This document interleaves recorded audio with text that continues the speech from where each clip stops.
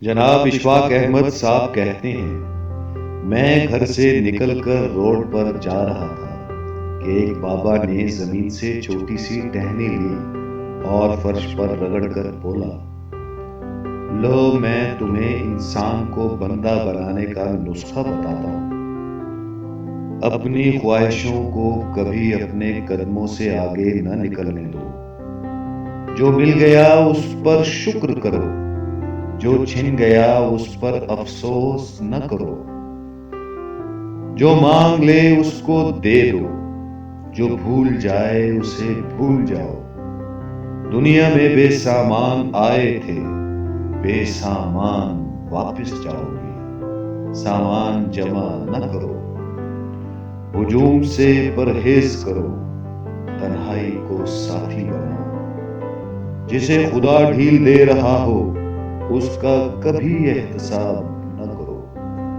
بلا ضرورت سچ فساد ہوتا ہے، کوئی پوچھے تو سچ بولو، نہ پوچھے تو چپ رہو۔ لوگ لذت ہوتے ہیں اور دنیا کی تمام لذتوں کا انجام برا ہوتا ہے۔ زندگی میں جب خوشی اور سکون کم ہو جائے تو سیر پر نکل جاؤ، تمہیں راستے میں سکون بھی ملے گا اور خوشی بھی۔ دینے میں خوشی ہے، وصول کرنے میں غم۔ دولت کو روکو گے تو خود بھی رک جاؤ گے۔ چوروں میں رہو گے تو چور ہو جاؤ گے۔ اللہ راضی رہے گا تو جگ راضی رہے گا، وہ ناراض ہوگا تو نعمتوں سے خوشبو اڑ جائے گی۔ سادھوؤں میں بیٹھو گے تو اندر کا سادھو جاگ جائے گا۔ تم جب عزیزوں، رشتے داروں، اولاد اور دوستوں سے چڑھنے لگو تو جان لو اللہ تم سے ناراض ہے۔ اور تم جب اپنے دل میں دشمنوں کے لیے رحم محسوس کرنے لگو تو سمجھ لو تمہارا خالق تم سے راضی ہے۔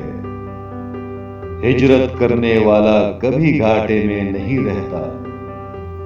بابے نے ایک لمبی سانس لی، اس نے میری چھتری کھولی، میرے سر پر رکھی اور فرمایا، جاؤ تم پر رحمتوں کی یہ چھتری آخری سانس تک رہے گی۔